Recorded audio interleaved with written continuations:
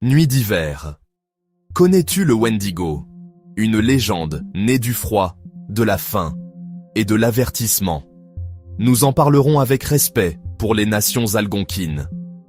Ouvre grand les yeux, mais n'appelle pas son nom à voix haute. Chez les peuples algonquiens, Cree, Ojibwe, Anishinaabe, Innu, Atikamekw, Micmac, Abénakis, le Wendigo apparaît dans des récits divers meurtriers et de famine. On l'appelle Wendigo, Windigo, Witiko, Witiko. Les variantes changent selon les langues. Ces histoires ne sont pas des curiosités exotiques, mais des repères moraux et communautaires. Méfie-toi des versions déformées par le regard colonial. Comment le décrire? Un être amaigri, haut comme les sapins, peau craquelée par le gel, souffle qui fume dans la nuit, yeux comme de braise. Un cœur 10. Un cœur de glace que rien ne réchauffe. Les bois d'animaux que l'on voit partout aujourd'hui viennent surtout de la pop culture. Dans de nombreux récits, il n'existe pas. On dit qu'il imite les voix pour attirer les voyageurs perdus.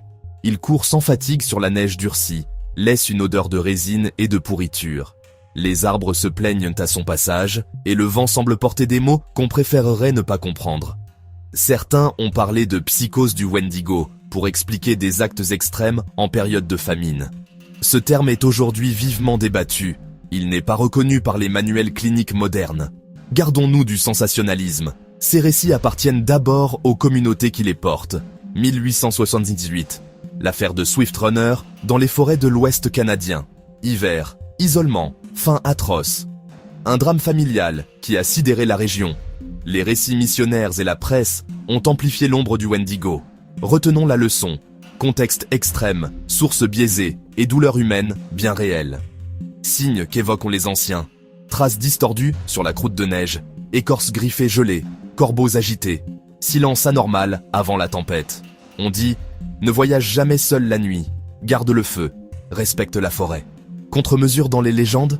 La force du collectif, la cérémonie, des tabous de jeûne pour ne pas céder à la faim. Parfois le feu purificateur, parfois briser le cœur de glace.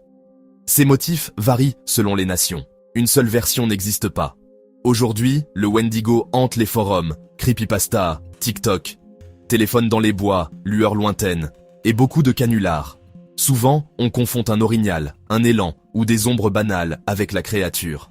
Le design à bois et crâne s'est répandu via films, jeux, séries, images frappantes, mais pas toujours fidèles aux traditions.